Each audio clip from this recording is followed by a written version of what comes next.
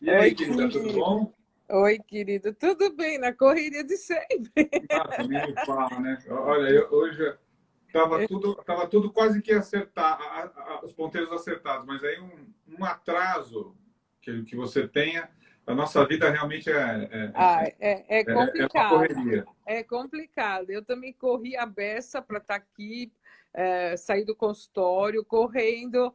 Aí peguei e falei, não, tomei um banho correndo, passei um batonzinho e estou aqui com você, né? Mas muito Não, obrigada. eu vi algumas apresentações tuas que você fez com o pessoal da empresa, né? Da Sim, Biolab. isso, da Muito, Biolab. muito legal. Isso. Eu vou apresentar você, por exemplo.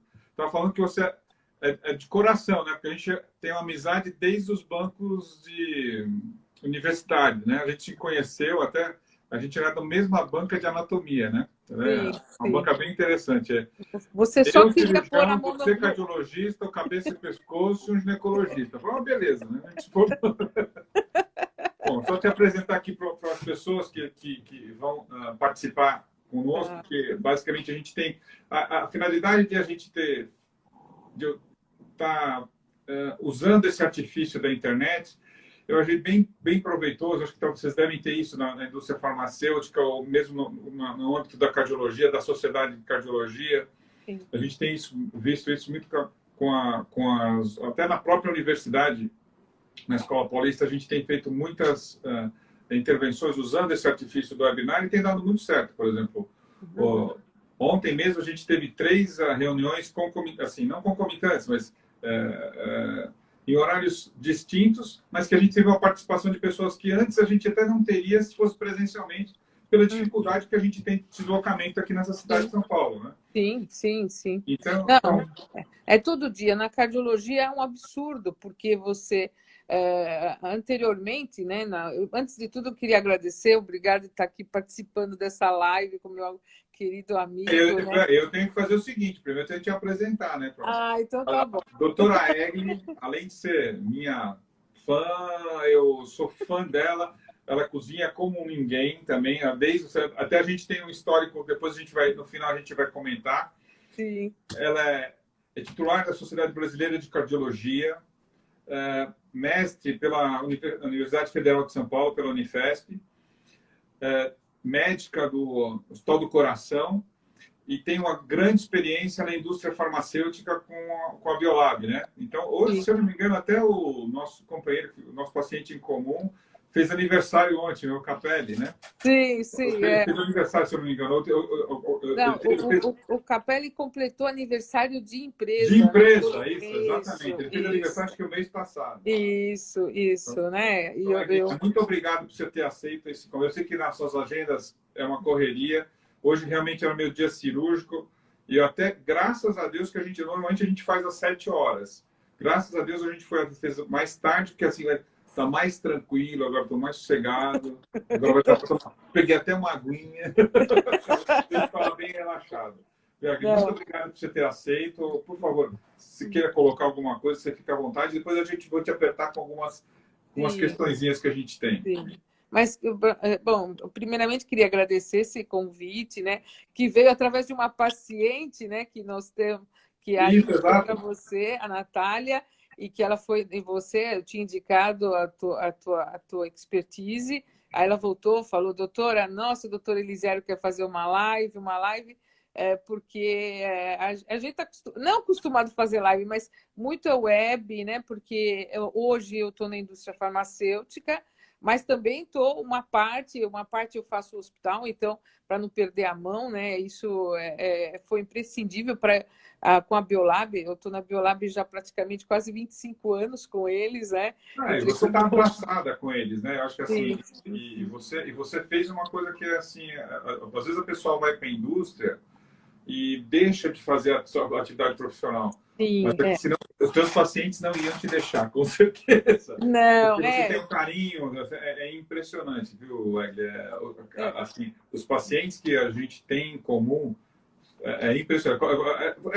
Estilo que a gente passou na faculdade, aquela mãezona que você agarra e segue com Sim. as pessoas, né? Exatamente. Sim. Ainda continua mãezona, né? Daquela, mas assim, eu iniciei, lógico, a gente terminou a faculdade, fiz a residência, né, em cardiologia, e aí trabalhando aí fui convidada para ser preceptora na Beneficência, em cirurgia cardíaca, como clínica, né, em cirurgia cardíaca, com o cirurgião cardíaco, o professor Puig, né, que foi um mestre, mas tive pós-operatório de cirurgia cardíaca. Minha vida foi muito voltada para a cirurgia cardíaca por uns quase 20 anos, né?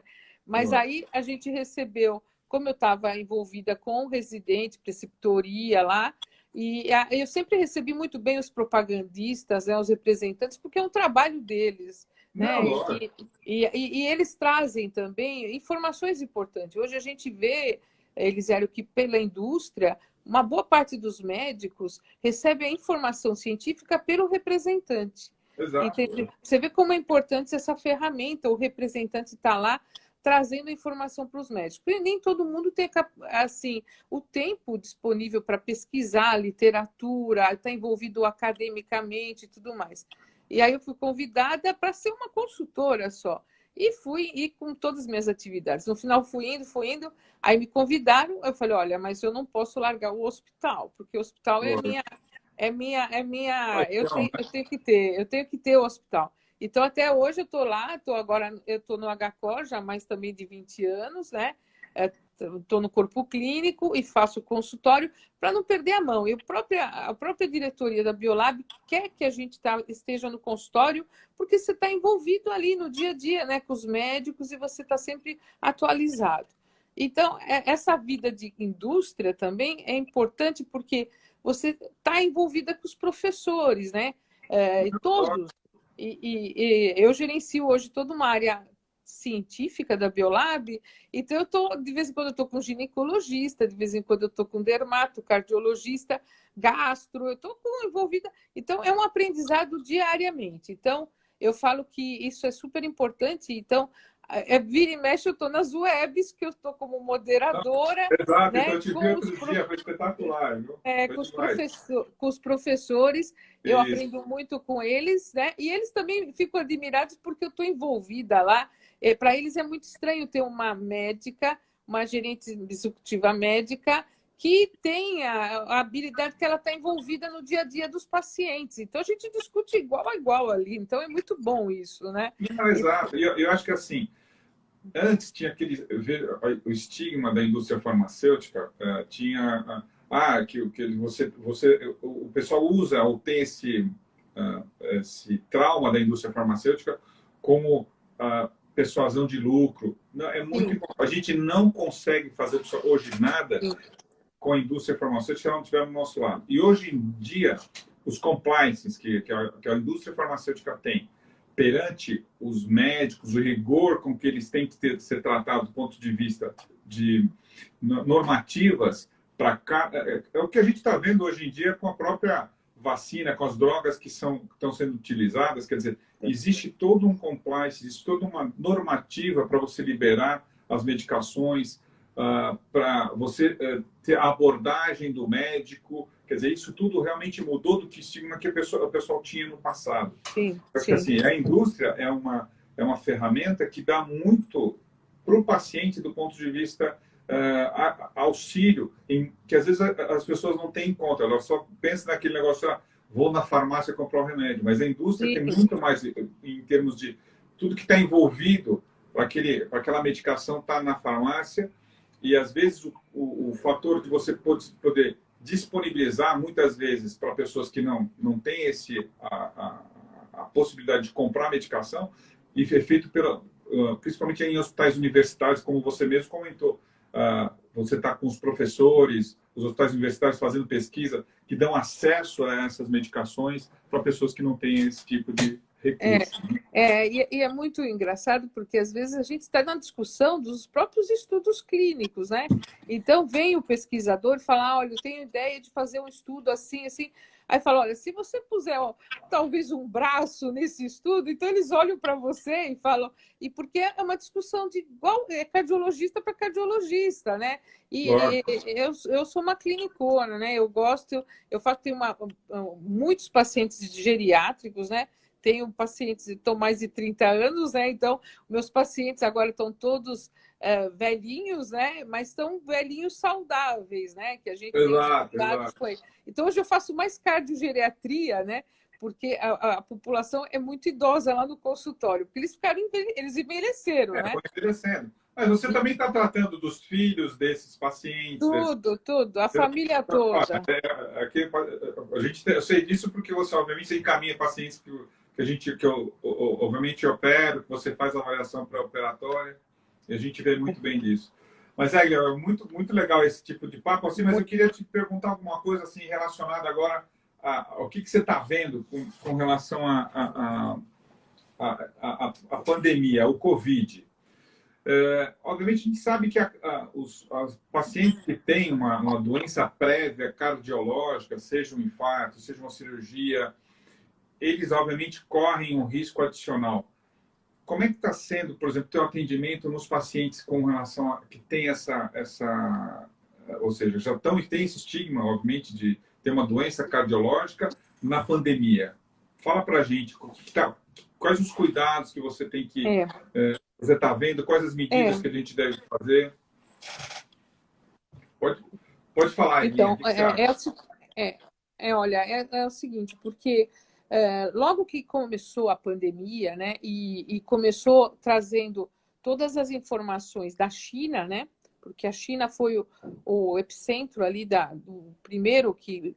E trazendo as informações importantes para a gente, como dizer, olha, os pacientes cardiopatas, os hipertensos, os diabéticos, os obesos, são os pacientes de alto risco, né? E de alta mortalidade, porque os estudos na China, a avaliação deles já demonstrava isso, que os pacientes de alto risco eram e que tinham alta mortalidade eram os hipertensos, eram os diabéticos, e eram os coronarianos e aqueles pacientes que também tinham obesidade. Então, isso, lógico, deu um alerta para todos nós, porque envolveu que, olha, pacientes idosos são um grupo de risco, né? E os pacientes cardiopatas são o grupo de risco e os diabéticos são os grupos de risco.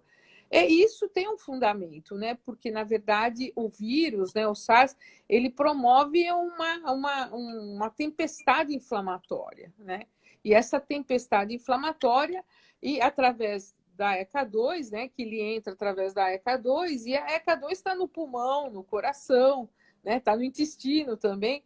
Então, todo esse trâmite ativando a angiotensina 2 aí, então leva a alterações importantes, né?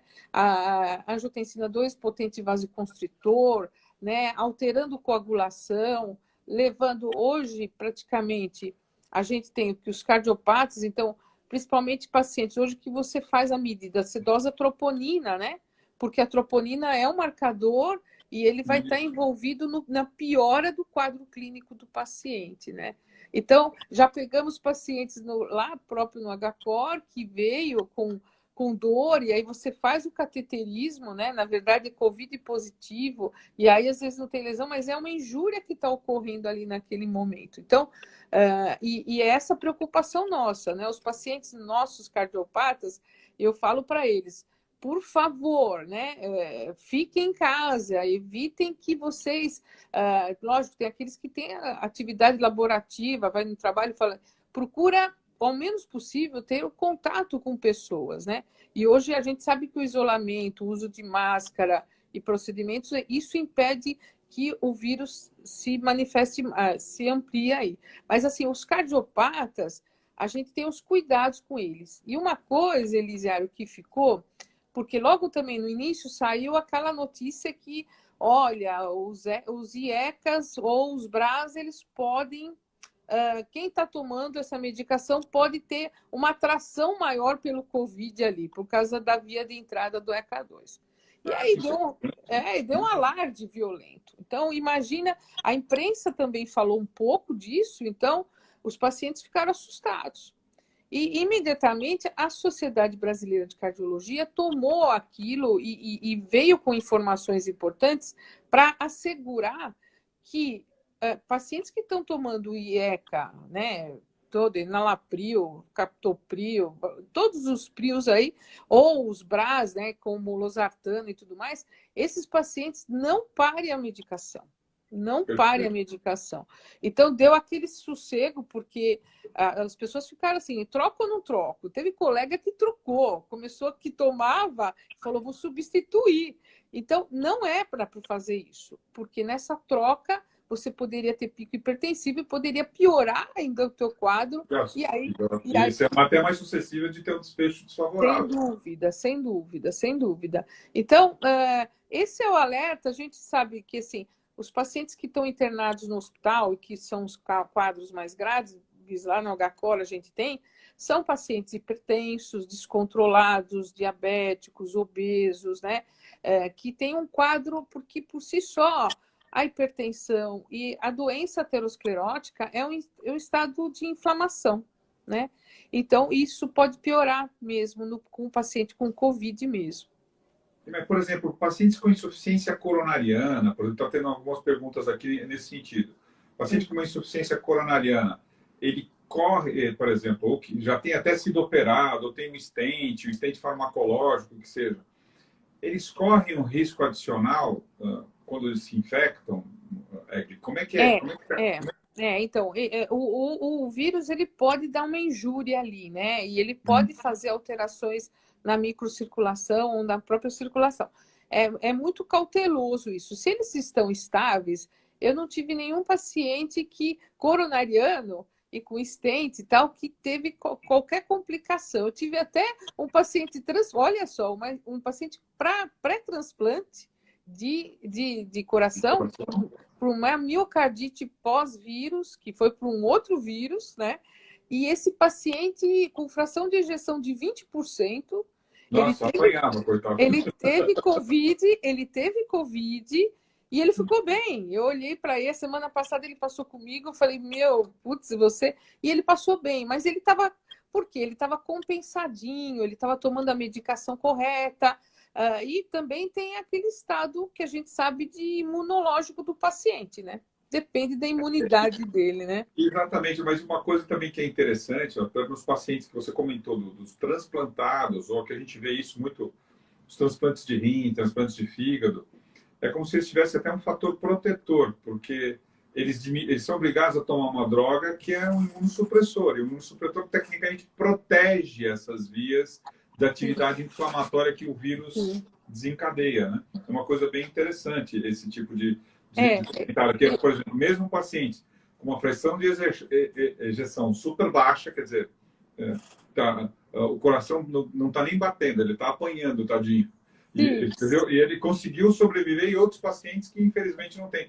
Aí aquele parâmetro, como é que você vê os cuidados com a hipertensão arterial deles? Que outro tema que o pessoal está comentando aqui. Então, olha... Cuidado que a gente deve ter com relação à hipertensão nos pacientes com Covid. Então, é o seguinte, a hipertensão, a gente sempre está falando da hipertensão em todos os eventos praticamente, porque a hipertensão é o principal fator de risco de morte cardiovascular, né?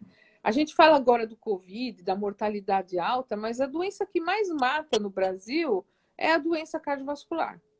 É a doença cardiovascular. E o principal fator de risco da doença cardiovascular é a hipertensão arterial.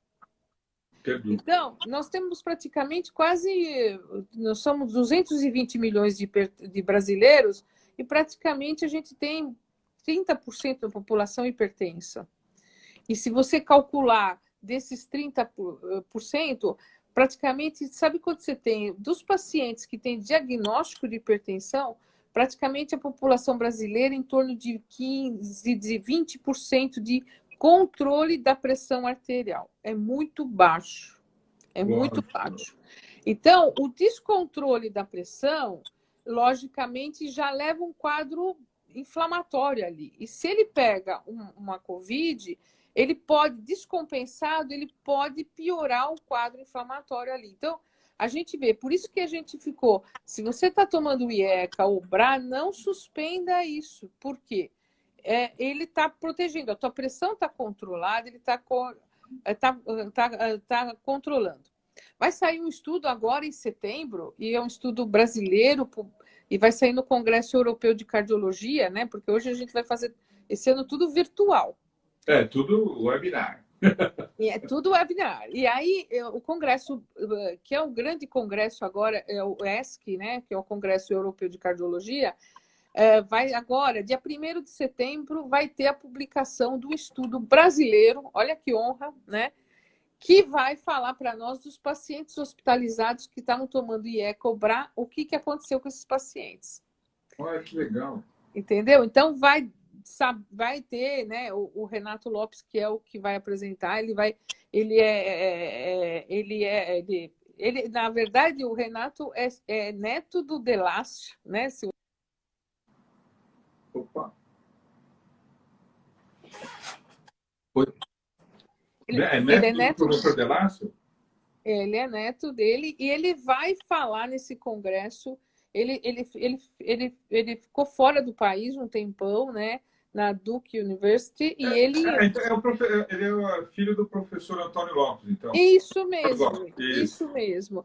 Então, e ele vai falar, ele vai apresentar o estudo. Então, vai ser muito bacana, né? Porque, na verdade, vai mostrar para nós, olha... Mas ele está aqui no Brasil, é porque ele estava nos Estados Unidos, né? Ele está aqui no Brasil. Quer dizer, agora acho que ele está aqui no Brasil, porque eu sempre vejo ele nas webs ou mesmo nas conversas.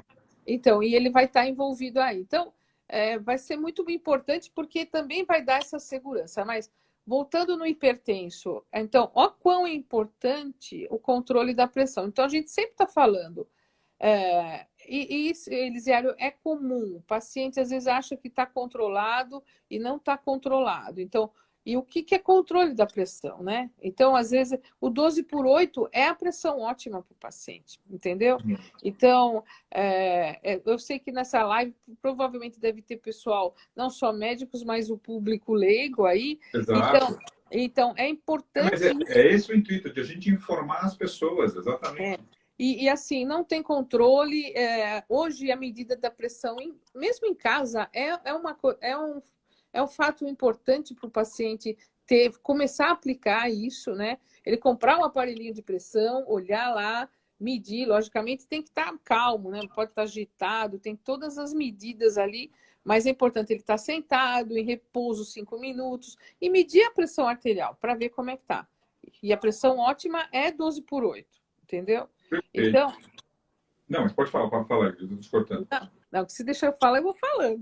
Não, continua. Não, é que tem uma coisa bem interessante aqui que me perguntaram. Aqui que tá, a gente vai vendo aqui nas perguntas, é bem interessante.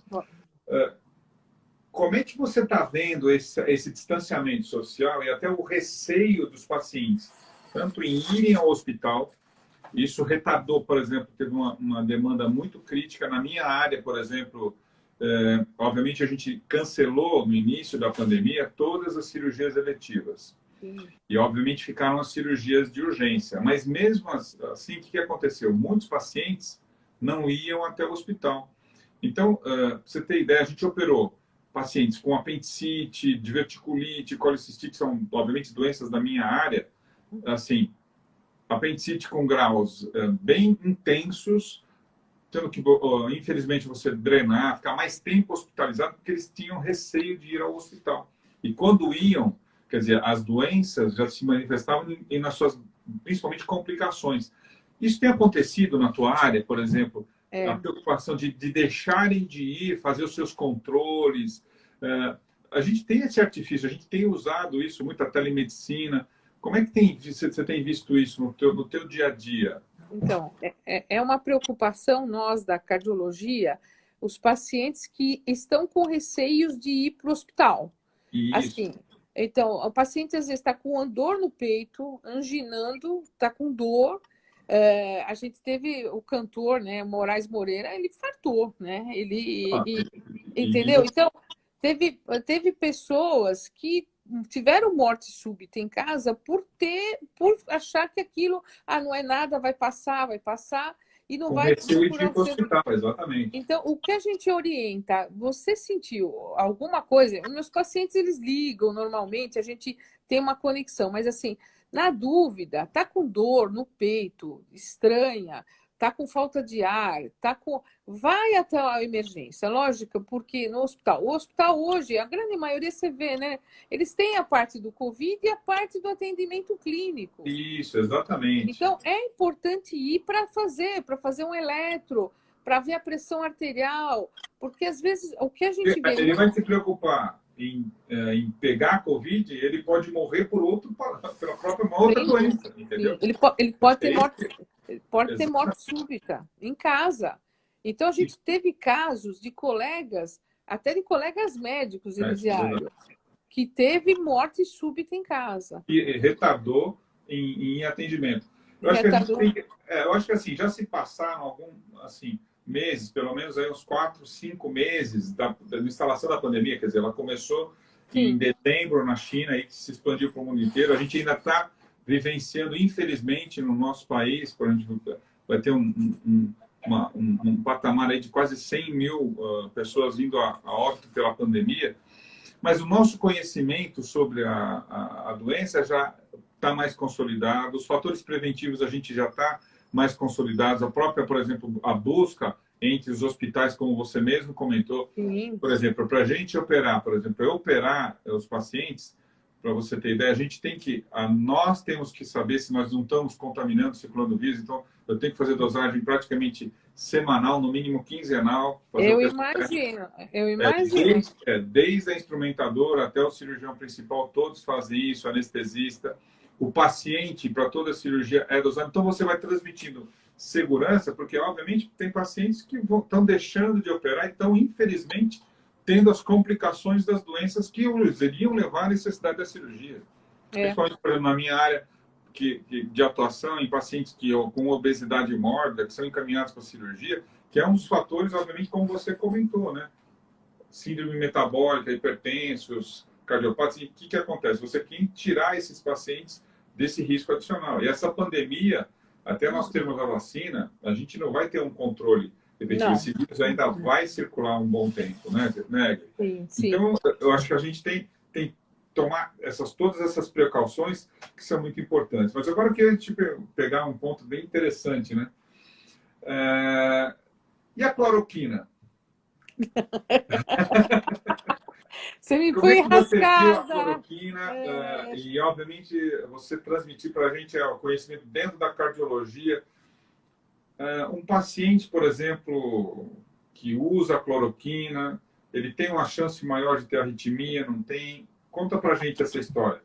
Não, a hidroxicloroquina é uma história, né? Porque, na verdade, a hidroxicloroquina, eu tenho pacientes com artrite reumatoide que usam, né, hidroxicloroquina direto, né? E, logicamente, eu não digo só ela, qualquer outro medicamento, antidepressivo, por exemplo, pode largar o QT, alterações de eletrocardiograma, né? Então, assim, os cuidados, que tem drogas aí antidepressivo, eu já paguei até pacientes que vieram com indicação de marca-passo, e quando eu substituí o antidepressivo, melhorou o ritmo, saiu o bloqueio de AV de segundo grau que ele tinha. Então, você vê como que é a coisa. Na minha área, algumas medicações saíram do mercado por conta disso. Alguns procinéticos que alteravam, largavam, e induziam arritmia. E medicações extremamente interessantes de usar foram sacadas do mercado por conta da arritmia. Sim, eu lembro quando saíram do mercado por causa da parte cardíaca. Eu lembro que isso é uma publicação do New England falando ele melhorava a motilidade gástrica e aí foi tirado do mercado. Que era, bom, eu vou lembrar o nome dele, mas ele foi retirado do mercado. Então, algumas medicações são preocupantes. A cloroquina, a hidroxicloroquina, que a gente fala porque hidroxicloroquina é mais... ela tem um diferencialzinho. Assim, a gente soube teve hospitais que até utilizaram. Até o paciente, no começo, o Hospital do Coração também utilizou em alguns, porque você não tinha o que poderia fazer. Hoje, praticamente, tem um arsenal que você O usa? nosso conhecimento vai se mostrando, vai se consolidando. É que às vezes as pessoas, assim, compreendem, a gente quer achar uma droga milagrosa que vai trazer um transtorno, vendo toda essa preocupação, mas a gente vai se consolidando com os trabalhos. É isso que, por isso que a medicina assim, é muito gostoso de lidar por conta disso, porque aquela medicina que a gente sempre comenta, nossos mestres comentavam isso, das verdades transitórias, né?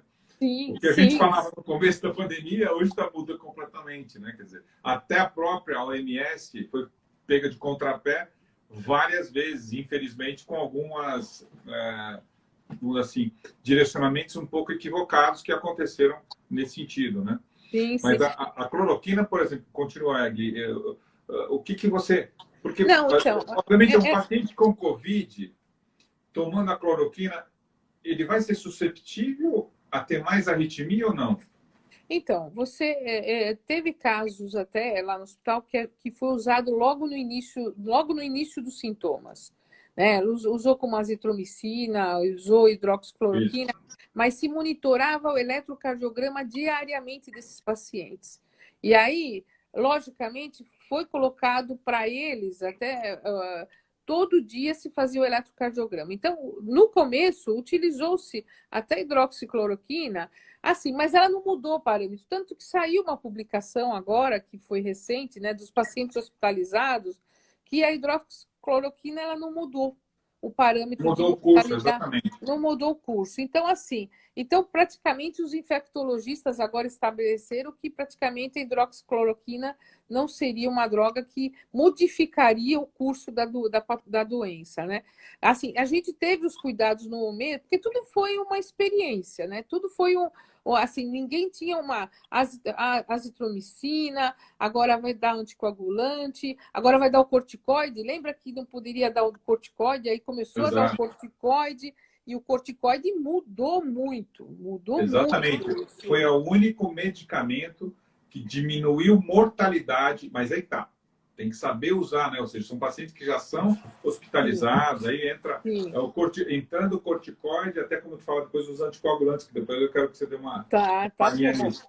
Tá, mas assim, a hidroxicloroquina, ela tem os efeitos adversos. Ela faz os bloqueios, ela alarga o QT no eletro e pode induzir o Altorside-Puan, que é uma arritmia séria. Então, é preocupante. Então, o paciente que toma hidroxicloroquina, tanto no paciente reumático, você tem que fazer monitorar com eletrocardiograma.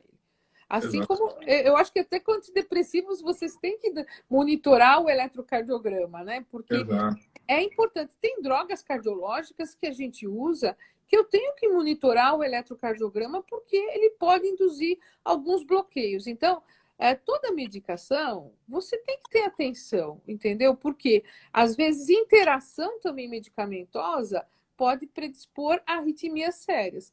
Então, a hidroxicloroquina, hoje, ficou um pouco de lado mesmo, né? Porque não se mostrou nas evidências que ela moderaria o curso da natural da doença, exatamente. Doença, né? E o que incomoda, assim, os infectologistas e alguns comentaram é que, por exemplo, a intensidade de contaminação, por exemplo, do vírus, ela, por exemplo, pode determinar também alterações inflamatórias no coração. Então, você tem as alterações inflamatórias do coração do vírus adicionadas a alterações de motilidade, né, como dizer assim, de contração determinadas pela cloroquina, que pode dar um desfecho desfavorável. Então, aquilo que a gente comentou, ela tem uma droga que a gente já tem mais de 30 anos no mercado, se usa para tratar de malária, está perfeito, a gente usa com conhecimento, como você mesmo comentou, na artrite reumatoide, tudo. Porém, a gente está tratando de um evento novo, que você tem as alterações decorrentes do vírus, e ela pode talvez somatizar isso e dar um desfecho, aumentar a incidência de arritmia, por exemplo. Sim. Acho que assim, nosso próprio presidente, que é um favorável no uso da cloroquina, tudo bem, ele teve Covid e usou cloroquina, mas ele fazia 2 eletros por dia. Eu sei, eu tô sabendo. Não, então, porque ele estava a gente, por exemplo, fazer com que todos os pacientes usem, até teve existiu até tendências de trabalhos usando como medida profilática, que, por exemplo, o paciente nem se contaminou, mas tomava cloroquina profilaticamente. Quer dizer, a gente tem que tomar muito cuidado em relação a isso, né, Gui? Não, eu acho que tem todas as coisas. Vem ivermectina, né? Exato. Também. Então, vem ivermectina uma hora. Agora, saiu essa semana, vou te falar, uma publicação do Jack, falando que a espironolactona ajuda o paciente, entendeu? Essa eu não sabia. Então, cada hora, outro dia falou do fibrato, então, cada hora surge uma situação. As estatinas, né? Então, logicamente, essas drogas, tanto as estatinas, tal, elas melhoram o quadro inflamatório da injúria vascular do paciente, né? Porque hoje a gente vive inflamado, né? Hoje, e a doença inflamatória começa no intestino, então, tudo. Então, eu assisti há um tempo atrás uma apresentação no Congresso Europeu e falava o passado, o presente e o futuro na cardiologia. O passado, o professor Braunaldi falou, que é o nosso papa na cardiologia, foi belíssimo. O Dr. Salim Yusuf, que falou sobre o presente, e um outro convidado, o Dr. Greg, que falou do futuro. E ele me pôs o intestino ali. Eu falei, caramba, eu estou no congresso de cardiologia. E ele falou, pessoal, tudo começa aqui, porque é um inflamante, né? Entendeu? Então, por isso que até eu sou muito favorável de probióticos, né? Que os probióticos, eu sou fã de probióticos porque eles estabilizam essa flora. Então, falando já com um gastroenterologista aqui, né? Então, então, a cardiologia, a aterosclerose é uma doença inflamatória, Elisiário, né? Então, o endotélio vascular, ele é regado por citocinas inflamatórias, tem um monte. Então, uma instabilidade no endotélio, você desenvolve tudo, né? Então, hoje, a gente tem que... Então, por isso que o COVID, ele desencadeia uma tempestade inflamatória, e se o paciente é um hipertenso que está bem descontrolado, um diabético, você vê a mortalidade, às vezes, dos obesos aí, paciente jovem que faleceu, mas uma obesidade importante, né? Então, a preocupação é isso, né? Que esses pacientes obesos têm uma mortalidade mais elevada porque tem uma inflamação importante ali, né? Então, exatamente. Isso foi até alguns colegas nossos, até da Sociedade Brasileira de Cirurgia Bariátrica, estudaram muito isso e, por exemplo, nos pacientes diabetes, com síndrome metabólica bem estabelecida, o que acontece? Esses pacientes são os mais, hoje em dia, se contaminarem pelo Covid-19, eles correm um risco adicional importante de ter um desfecho. Então, a gente tem até que tomar os cuidados de esses pacientes, por exemplo, se são operados mesmo na vigência da pandemia, o que acontece? Mas eles começam a perder peso, eles diminuem a inflamação. E aí, ou seja, vão ter, mesmo eles pegando o Covid, uma atividade inflamatória, ou seja, diminuindo o risco do ponto de vista de um desfecho desfavorável como a morte. Quer dizer, então, isso é uma condição extremamente importante que a gente, no começo, obviamente, a gente houve uma suspensão de todas as atividades nesse sentido, e hoje a gente já está determinando que esses pacientes, não mais a obesidade em si, mas pacientes que têm obesidade, mas já têm doença metabólica, hipertensos, graves, diabéticos, que sejam de difícil controle, esses devem ser submetidos à cirurgia para justamente diminuírem o risco de, se eventualmente pegarem o Covid, eles saírem com, ou seja, pegarem a doença, mas terem um desfecho mais favorável. Sim. Então, isso realmente tem sido muito importante a gente ter colocado isso no nosso meio.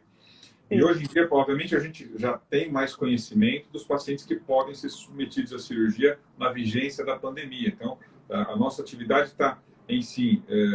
A gente vai ter que conviver com isso ainda um bom tempo e as doenças vão estar aparecendo. Então, a gente precisa tratá-las. Esse vírus não vai desaparecer da noite para o dia. Mesmo vendo a vacina, por exemplo, vão ser 7,5 bilhões de pessoas no mundo. Quer dizer, não vai ter os laboratórios são mais de pelo menos que assim, trials, a gente tem aqui 2 no Brasil, mas tem mais de 20 trials em fase 3, que é a fase que, por exemplo, já vão testando os efeitos adversos do desfecho desfavorável das vacinas, e também sabendo se elas estão induzindo a formação de proteção adequada, né? E, eventualmente, quantas doses ela vai precisar ser usada. Uma coisa que eu queria te perguntar também e os anticoagulantes? O que você tem? Eles protegem, não protegem? A gente tem usado com muita frequência. Isso, por exemplo, obviamente um doente que vai para o hospital, que tem... a gente sabe que o SARS-CoV, ele vai lá, tem os eventos tromboembólicos e são bem desastrosos. A Lilian também viu isso, convivendo isso na própria parte da pneumologia. Pacientes, infelizmente, jovens que tiveram eventos assim de tromboembólicos e, infelizmente, perderam a vida por conta disso. Como é que está sendo isso visto na cardiologia? Então, cresceram, né? Porque, assim, até as hipóteses é que quem paciente que está tomando anticoagulante está mais protegido, né? Porque, mas, logicamente, no arsenal terapêutico, a gente faz anticoagulação lá, já no paciente internado, porque ele pode fazer alterações microvasculares importantes ali. Então, porque é um fenômeno inflamatório, uma tempestade, e pode formar coagulopatias ali envolvidas. Então, o protocolo é já entrar com o anticoagulante para esse paciente já internado, ou aqueles que, assim, a gente, na verdade, interna mais os pacientes que fazem a tomografia e que têm alterações importantes, mais de 50%, e que estão com saturação alterada e tudo mais. Mas mesmo os pacientes que vão para casa, que está com a saturação boa, e o hospital monitora esses pacientes a nível, né, frequente, diariamente, esses pacientes são monitorados, esses pacientes, alguns pacientes você indica fazer o uso do anticoagulante fracionado, a heparina fracionada em casa, entendeu? Pelo risco que eles podem ter, né? Entendeu? Então, principalmente paciente que teve pós-AVC, que teve doença coronariana, né? Que tem quadro importante que você pode, já o antecedente, você tem que anticoagular. Então, os anticoagulantes cresceram também muito aí nesse hábito prescritivo aí agora diante do Covid, né? Porque é uma doença que todo dia sai notícia, né? Então, saiu agora uma recente, porque eu estava com o professor Ramires, né? Que eu falo que é o ícone na cardiologia. Eu estava com ele segunda-feira num evento e ele adora trazer notícias fresquinhas, né? Aí ele veio e falou assim: olha, eu trouxe esse artigo, agora de julho. E é um artigo muito interessante falando sobre o sexo, né, que parece que a predisposição à mortalidade maior é nos homens ali, né, nos obesos, né, e nos pacientes com diabetes ali alterada, né. Então, e estava ali nesse artigo falando do ECA, do IECA e do BRA, e não teve relação, entendeu? Então, nos garante intensivo na classe esses antipertensivos estão seguros do ponto de vista de intercorrência ou de piora do quadro do Covid, de aquele quadro infeccioso, né, inflamatório. Perfeito. E está tendo perguntas aqui com relação à hipertensão, aos cuidados, como você, assim, a hipertensão, que cuidados você transmitiria para os pacientes hipertensos, tanto os que pegam Covid, os fatores que a gente deve fazer para prevenir com que eles não tenham esse desfecho desfavorável e que fazem controle com antihipertensivos? Olha, bom, primeira coisa, você está tomando o remédio direitinho, né? Então, primeiro, sou hipertenso, eu estou tomando medicação, faz tempo que eu não passei no cardiologista ou no meu médico, e não tem essa agora de não poder ir no consultório. A gente tem a telemedicina. Eu fiz de março para cá, eu só fiz mais telemedicina. E estou indo agora no hospital pouco, porque os pacientes estão receosos de ir até o Disso, consultório, né? Eles têm exato. medo da sala de espera e a gente tem todos os cuidados. Então, os pacientes estão hoje. Eu nunca imaginei que eu ia ficar fazendo telemedicina como eu estou fazendo, e está dando muito certo, né? Logicamente, tem dificuldades, primeira vez é complicado, então, primeira vez tem que ser presencial, né? Eu acho que a telemedicina ela veio para ficar, Exato. mas e principalmente nesses retornos do paciente, nesse cuidado de controle pressórico. Então, hoje ele pode monitorar a pressão dele na casa dele. Então, comprar um aparelhinho, hoje não é tão caro, vai lá, compra um aparelhinho de monitor de pressão lá, e aí olha a pressão, né? Logicamente tem que ter os cuidados, não pode ter comido uma feijoada, não pode estar com vontade de fazer xixi, não pode tem que ter repouso 5 minutos, pelo menos sentadinho, aí mede a pressão, olha, geralmente perto do precórdio, do peito, e aí controla essa pressão. Essa pressão tem que estar abaixo de 14/9. Ela tem que estar 13/8 ou 12/8, né? Tem que estar Perfeito. controlada. Se não está, com essa medicação, tem que entrar em contato com o médico para ele poder melhorar, adequar a medicação dele. Porque a gente vê na própria a monoterapia, às vezes um medicamento, você não só consegue controlar praticamente os pacientes que estão tomando monoterapia, 25% depois, praticamente 70% vai mudar para combinação, para 2 ou 3 drogas. Então, Perfeito. hoje, a combinação de antifármacos, ou até de 2 ou 3 ou de 4 antipertensivos, é muito comum para ter um controle da pressão. Então, a pressão controlada te garante uma segurança maior. Agora, tem segurança maior você evitar aglomerações, evitar contato, usar máscara, né? Não ter contato. Eu vi hoje uma reportagem, então, querendo, o Dia dos Pais, vamos ver o vovô, vamos ver a vovó, não vai ver ninguém, pelo amor de Deus, né? Vamos fazer por câmera, porque tem que ter o isolamento ainda social, porque Perfeito. os idosos estão piorando agora os quadros, porque os netos, os jovens estão saindo e trazendo o vírus para dentro de casa. Exatamente, é isso que as pessoas às vezes têm que entender, né? E mesmo, por exemplo, a preocupação, por exemplo, o pessoal teve o Covid, agora, eu tive Covid, agora eu vou usar sem máscara. Não, eles também podem carregar vírus, entendeu? É isso que a pessoa não entende, por exemplo. Relaxa os cuidados de lavar as mãos, ele pode ser um vetor, embora ele tenha sido protegido, porque já desenvolveu vamos dizer assim, a imunidade para o Uhum. Covid, porque ele já teve, mas ele pode carregar vírus para outras pessoas. Então, tem que ter mantido. Esse novo normal, ele veio, infelizmente, por enquanto, para ficar, entendeu? Até que a gente tenha esse controle, que justamente todo mundo inteiro está voltando para a formação dessas vacinas, né? Que é justamente aquilo que a gente comentou lá no começo, Sim, né? O sim. quanto que a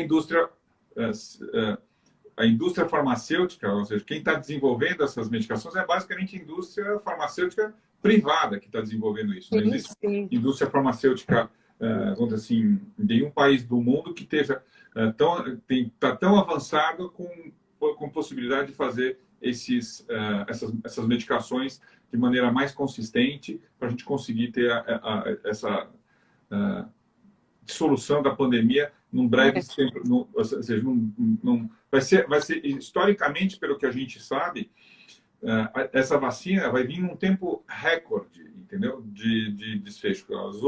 O mínimo demora 10 a 15 anos para o desfecho de uma vacina, né? É muito. A gente estava atrás de uma vacina para H1N1 também, e a gente está fazendo. É muito difícil, Elisiário, porque ao tempo de pesquisa, agora ela está saindo, mas o tempo de pesquisa, a gente teve parcerias com outras empresas, a legislação, a Anvisa, a liberação, isso tudo é um trâmite, você não tem ideia, que é um trâmite Não, muito árduo ali, entendeu? Porque passa por diversos comitês, você vai ter os estudos fase 1, estudos fase 2, estudos fase 3, e depois de tudo aquilo, a própria órgão regulatório vai analisar e vai avaliar, olha, é seguro, então vai para comercialização ou não vai. Então, de cada 10 mil moléculas que são descobertas, Estudadas, exato. né, você só tem uma que vai até o final, E vai, entendeu? exatamente. Então, Olha o quanto não se gasta nesse sentido, né? então o De custo... tempo, de Isso, recurso, entendeu? Até chegar ao desfecho de ter uma droga que vai realmente sim, deferir um efeito para determinada doença, sem sim. dúvida nenhuma. Às vezes o produto, você vai comprar um produto, poxa, é muito caro, né? Mas aquele caro, na verdade, não foi toda a pesquisa e todo o custo que levou aqueles anos todos de pesquisa para você tentar pôr ali naquele produto, né? Logicamente, tem as patentes desses produtos, né? Então, o produto, às vezes, mas é um custo milionário de você investimento. Nós estamos, agora, aproveitando, estamos com uma droga que está sendo fase 3, que vai ser mundial, é uma droga para hipertensão resistente, né? O Feribarstat. A Biolab vai trazer essa substância e fez uma parceria com essa empresa. E esse estudo está sendo multicêntrico, Estados Unidos, Europa, e o Brasil está com vai ter praticamente 100 pacientes que vão utilizar essa substância fase 3, né? E que praticamente vai demorar agora uns 3 ou 4 anos para acabar essa fase 3. É uma droga nova com mecanismo de ação diferente para hipertensão resistente, né? Puxa, Então, espetacular isso, né? é legal essas coisas. Boas notícias, né, que você traz para a gente. Boas notícias, boas notícias. Eglinha, agora eu vou te reportar uma coisa que talvez você, fora do nosso contexto médico, eu queria que você recordasse. Você lembra, há 32 anos atrás, nesse dia onde você estava? Neste dia, hoje, o que é? Hoje é dia 6 de agosto, há 30...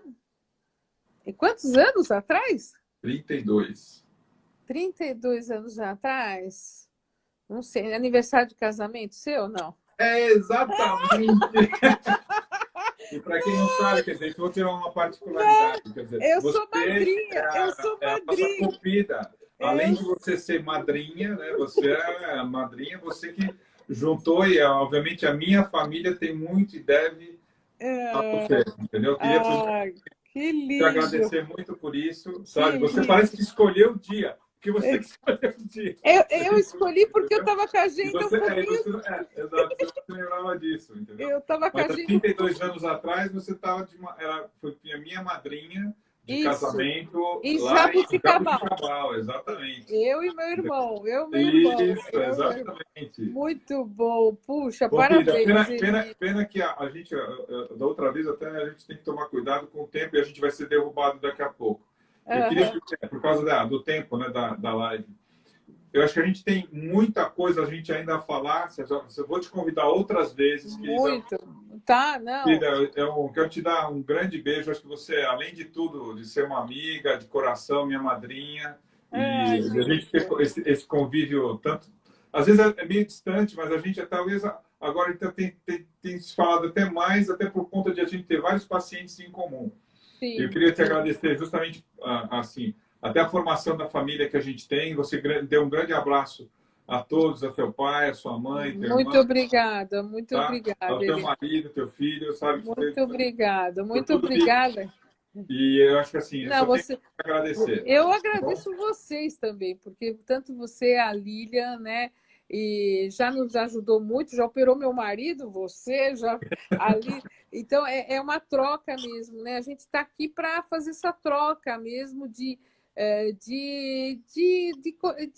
afinidade, de amor, né? A gente tem essa coisa de carinho, de trazer... é isso que é lindo, a gente, assim, a riqueza maior que a gente pode ter, até a gente tem uma profissão muito, muito gostosa nesse sentido, quer dizer, a gente consegue justamente do nosso, quando a pessoa mais precisa, por exemplo, a dificuldade que tem para levar para uma cirurgia, você às vezes, por exemplo, você lidou muito tempo com pacientes cirurgia cardíaca, lida hoje com pacientes geriátricos, com desfechos às vezes muito, muito angustiantes, e eu acho que assim, a atenção que você pode dar, a palavra, o apoio que você pode dar, realmente faz a diferença e você faz isso com muito carinho. A gente sabe muito bem disso, porque eu te conheço desde a nossa época lá de trás, quando a gente começou a nossa trajetória. Quando a gente tem 32 anos de casado, eu tenho dois, a gente se formou e vai fazer 36 anos de formado, se eu não me engano, né? Não, Não, 36, a gente vai fazer 34 anos de formatura. Isso. Isso, a gente entrou na faculdade, né, há 36 anos. Então, olha quanto tempo de convivência. Caramba, muito tempo, muito Então, tempo. querida, então, um grande beijo a todos eles. A gente daqui a pouco vai cair. Eu estou vendo o tempo aqui. Tá. Mas, grande beijo a você, a toda a sua família. E em breve a gente está. E você está me devendo um macarrão, né? Não esqueça. Sem dúvida. E teu chefe mora aqui no prédio. Toda vez a gente conversa isso. Você vai vir para cá. Eu acho que a gente podia abrir falar assim, cozinhe com o doutor, viu? Eu quero fazer um youtuber ainda de cozinhe com o doutor. Eu vou te convidar para você participar, viu? Tá, querida. Tá bom? Um grande beijo, viu? Obrigada, querido. Um beijo para você também. Um beijo a todos. Obrigada. Tchau, até logo, viu? Tchau.